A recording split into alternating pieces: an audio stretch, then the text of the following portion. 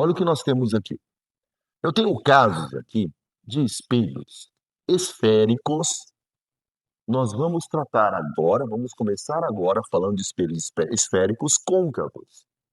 Esses espelhos esféricos côncavos, eles vão conjugar, vão formar imagens, mas as imagens elas não têm a mesma característica de um espelho plano. Vem comigo, olha só. Eu tenho aqui um espelho esférico côncavo, então é essa parte à esquerda que vai refletir a luz. Esse ponto é um ponto importante, é o vértice do espelho. Esse aqui é o foco do espelho. E esse aqui é o centro de curvatura. Coloquei, além do centro de curvatura, um objeto. Representei por essa setinha. Então vamos lá. Vou pegar a partir dessa extremidade do objeto um raio notável. Primeiro raio notável vem paralelo ao eixo principal, que é essa reta na horizontal, escrito em branco. O raio que vem paralelo bate no espelho, reflete e vai passar pelo foco. Nós temos um raio notável. Com apenas um raio notável, a gente não consegue localizar ainda a imagem. Ok. Vamos pegar mais um raio notável. Pegando mais um raio notável, o raio que vem na direção do foco, esse que veio na direção do foco, não faça como eu, utilizem uma régua, tá? Ele bate no espelho e aí ele reflete saindo paralelo.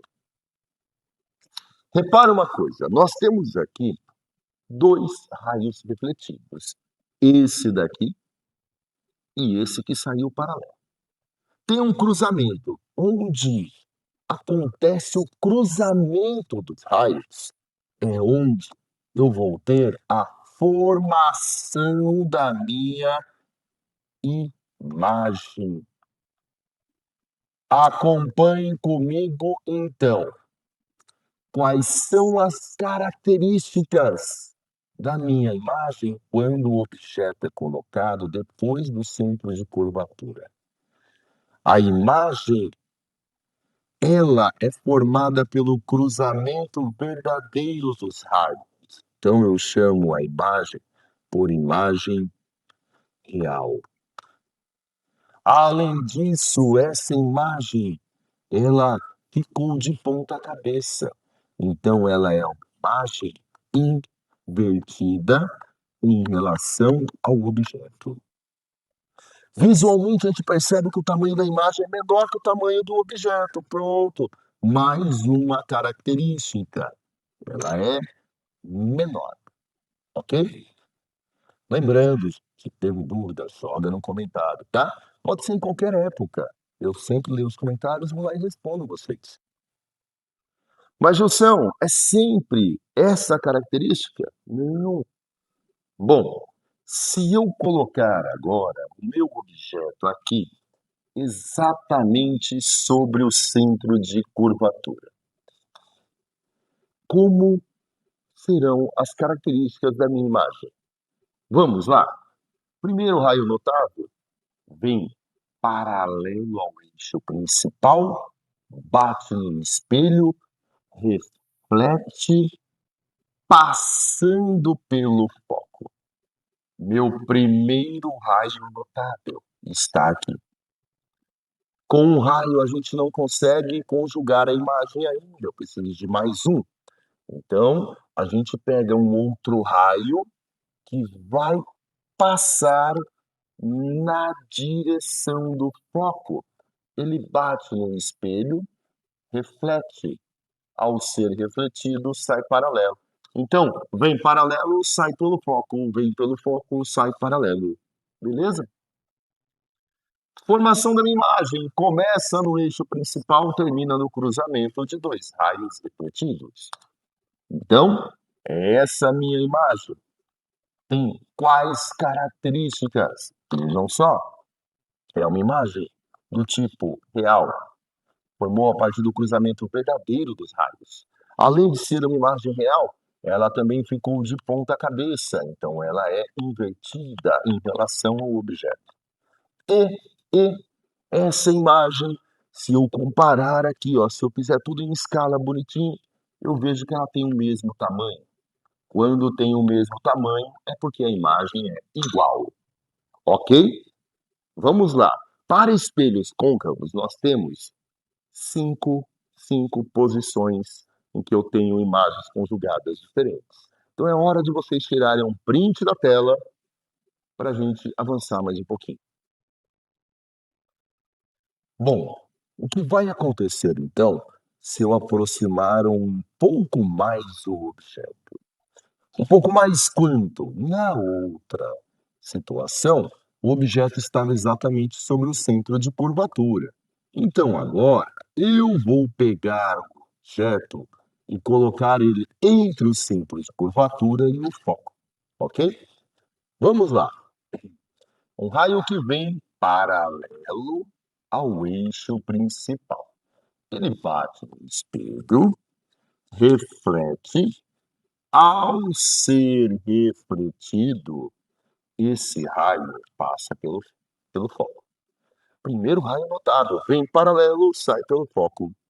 Segundo raio notado, o raio que chegar na direção do foco, ele vai bater no meu espelho e ele vai sair na direção paralela. Ok. Onde a imagem é formada? No cruzamento de dois raios refletidos. Aqui está a imagem. A imagem tem quais características? Características da imagem.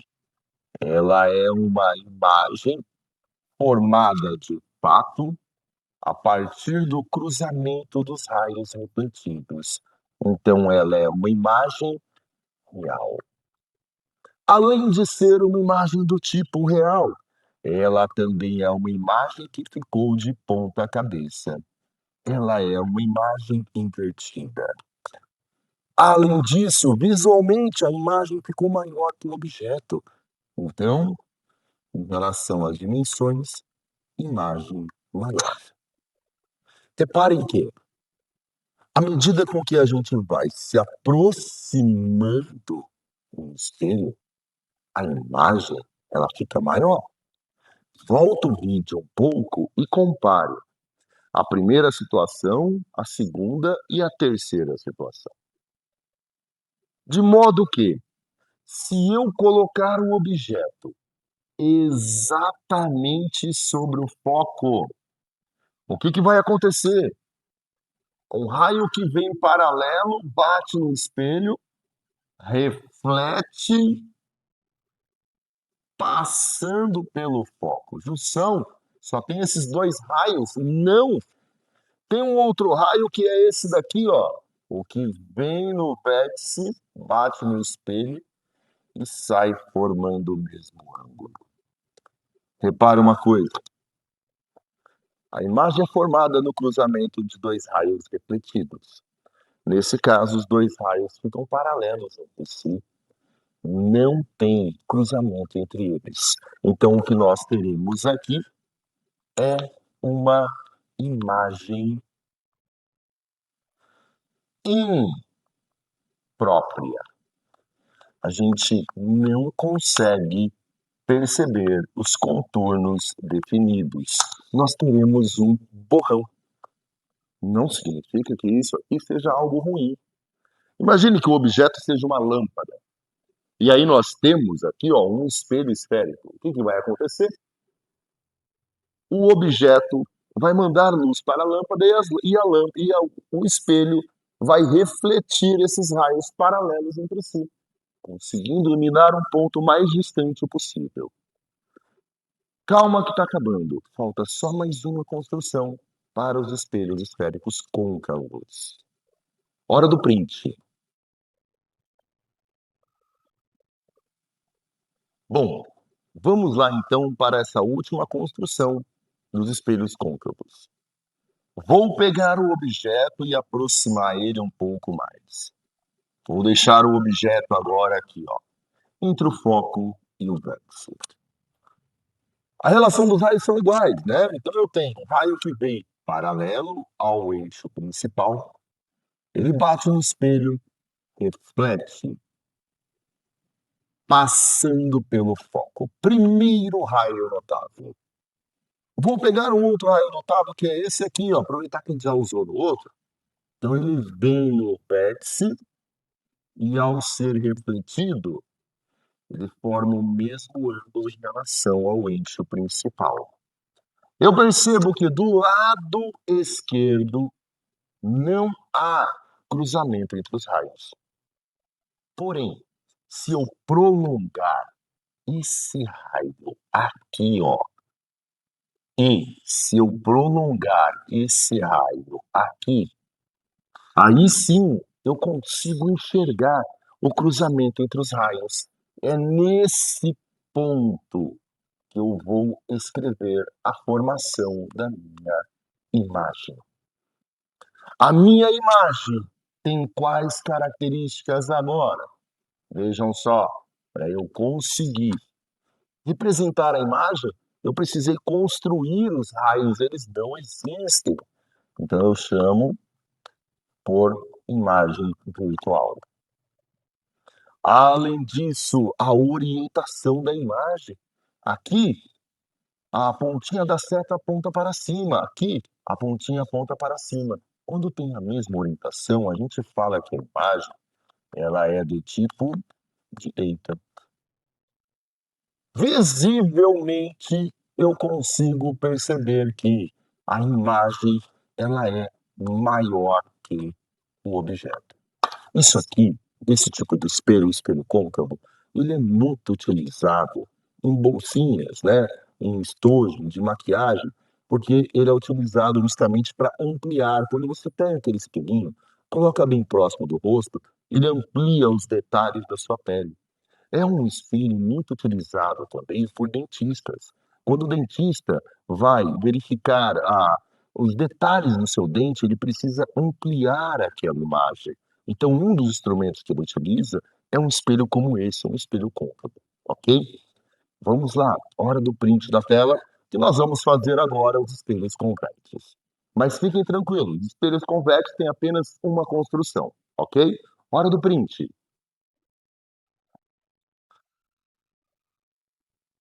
Bom, galera, agora nós vamos ver o caso em que nós temos aqui um espelho do tipo convexo.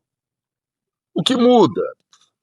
O que muda aqui é que agora é essa superfície externa do espelho que vai refletir a luz. É o lado esquerdo aqui que está refletindo a luz. Formou uma barriguinha. Então, a posição do foco está localizada lá atrás do espelho. O centro de curvatura está localizado lá atrás do espelho.